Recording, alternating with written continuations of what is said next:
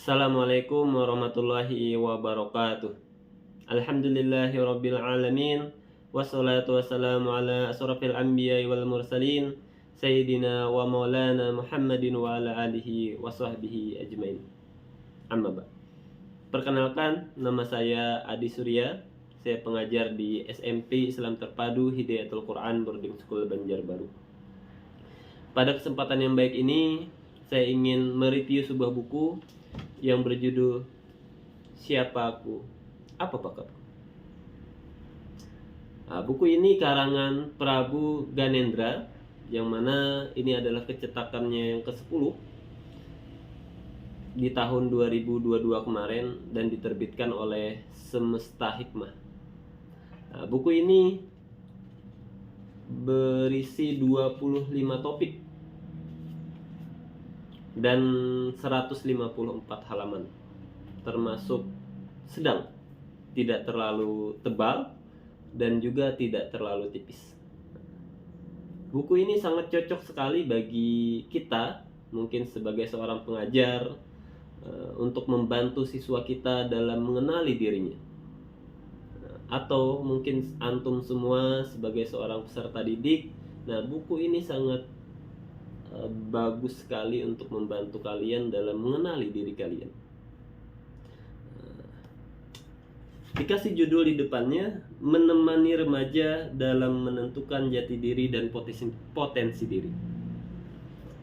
Karena disebutkan bahwa pintar saja tidak cukup kalau kita tidak tahu siapa diri kita.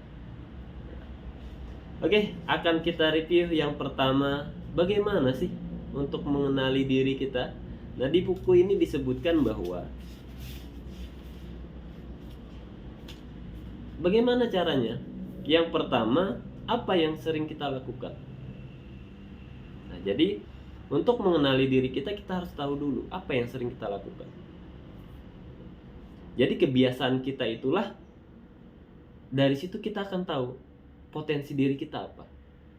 Kalau misalkan peserta anak-anak, terutama ya anak-anak kita itu sukanya menggambar, ya kan, di jeda belajarnya dia menggambar, dan hasilnya misalkan bagus ya, ataupun hasilnya biasa saja, berarti dia ada minat terutama di segi menggambar.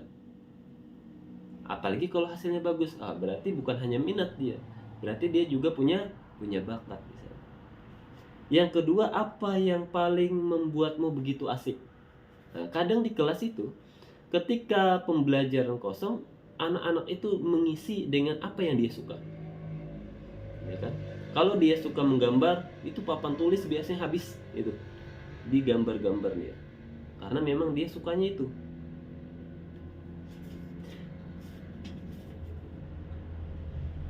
Yang ketiga, apa yang paling mudah dikerjakan?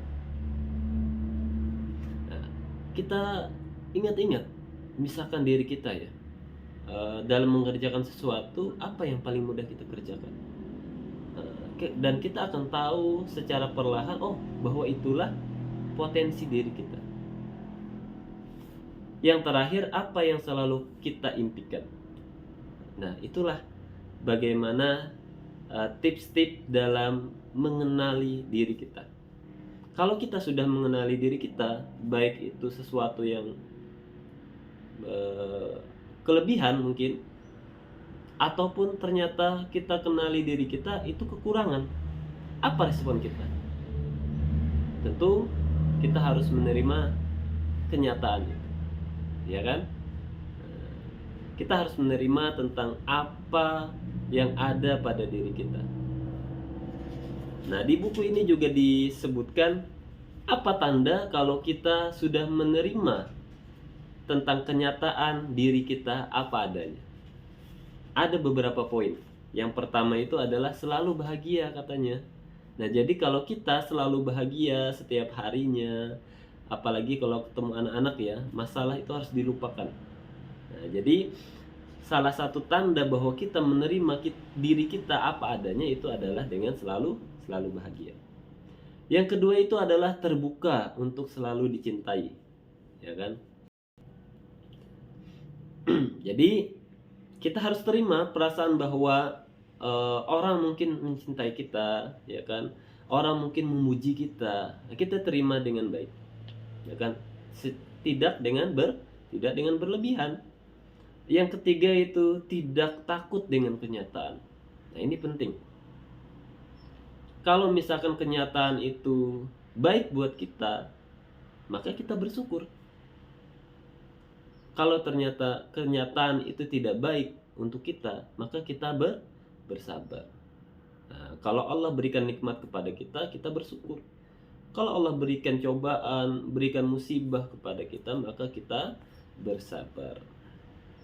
Yang terakhir itu adalah tegas dan bijaksana. Nah, itu adalah tentang topik mengenali diri kita.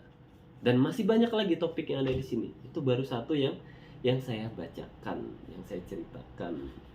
Nah, buku ini sebenarnya bukan hanya cocok untuk peserta didik, tapi buku ini juga cocok untuk orang dewasa, terutama orang yang bekerja.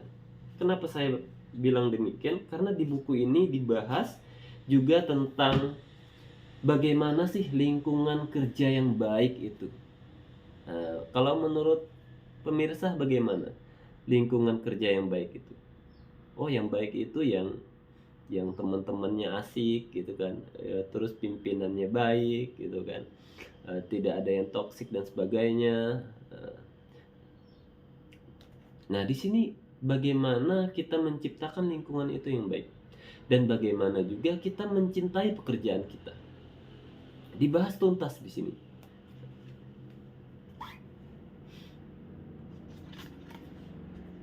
Nah, selain tentang pekerjaan, bagaimana kita mencintai pekerjaan kita dan untuk apa? Untuk kita selalu bahagia tadi, juga di buku ini dikasih tips-tips untuk menentukan tujuan hidup kita. Nah, jangan sampai kita dalam hidup tidak memiliki tujuan. Nah, ketika kita bangun tidur misalkan, apa yang kita lakukan? Kalau kita tidak punya tujuan, maka hari-hari kita akan terasa hampa. Dan muncullah rasa malas kita karena tidak ada tujuan, tidak ada list apa yang akan kita lakukan di hari itu. Semisal di hari libur, ya, kalau kita tidak menentukan tujuan di hari itu, maka kita akan setelah sholat subuh kita hanya akan bermalas-malasan di tempat tidur. Itulah yang membuat orang bangun pagi, terus dia langsung melakukan aktivitasnya, langsung bekerja dan sebagainya, karena dia sudah menentukan apa yang akan dia lakukan di hari itu. Sehingga ketika dia pulang, dalam kesehariannya itu selalu bermakna. Tidak ada waktu yang terbuang buat dia. Karena waktu yang sudah lewat itu tidak bisa dikembalikan lagi. Dan itu akan dipertanggungjawabkan nanti di hari akhir.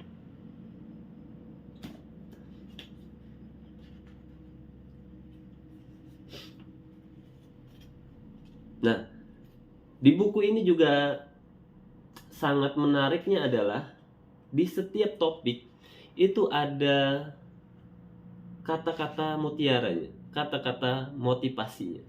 Salah satunya saya akan bacakan.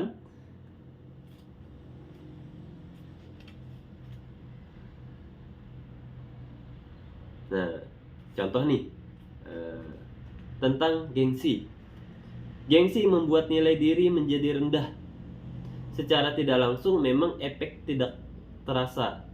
Namun, kamu akan terbebani sendiri dengan terus-menerus melakukan sesuatu yang hanya sesuai dengan nafsumu. Nah, di sini bahkan rasa ingin memiliki sesuatu misalkan, tapi belum saatnya kita mampu untuk memiliki itu. Tapi karena gengsi kita tinggi, akhirnya kita memaksakan untuk memiliki itu. Memiliki barang, taruhlah kita pengen mobil, dan kita berhutang untuk mendapatkan mobil itu. Nah, karena gengsi itu tadi, ya kan. Nah, di sini juga dijelaskan supaya tips-tipsnya, kalau memang belum saatnya jangan lakukan, karena itu hanya akan membebani diri kita, ya kan. Nah, jadi buku ini bicara di toko buku, baik toko buku di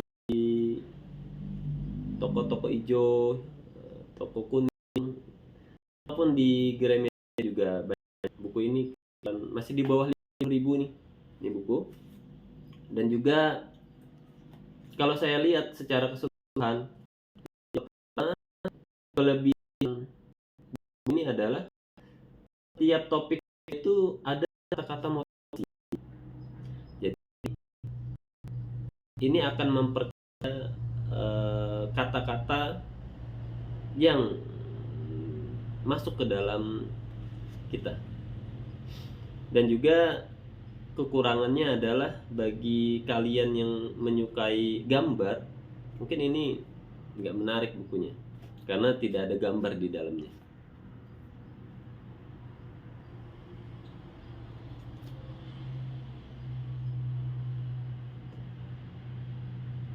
Oke, mungkin itu aja yang dapat saya review dari buku ini. Oh ya, satu lagi, buku ini juga cocok bagi kalian yang punya masalah, karena ini masuknya buku pendidikan psikologi ya. Nah, jadi buku ini juga menjelaskan tentang bagaimana cara kita dalam menyikapi ketika ada masalah itu datang. Nah, contoh nih, saya bacakan. Ketika kita mempunyai masalah, apa saja sih manfaatnya? Yang pertama, menjadikan kita lebih dewasa. Ya, tentu masalah itu akan mendewasakan orang lain, ya kan?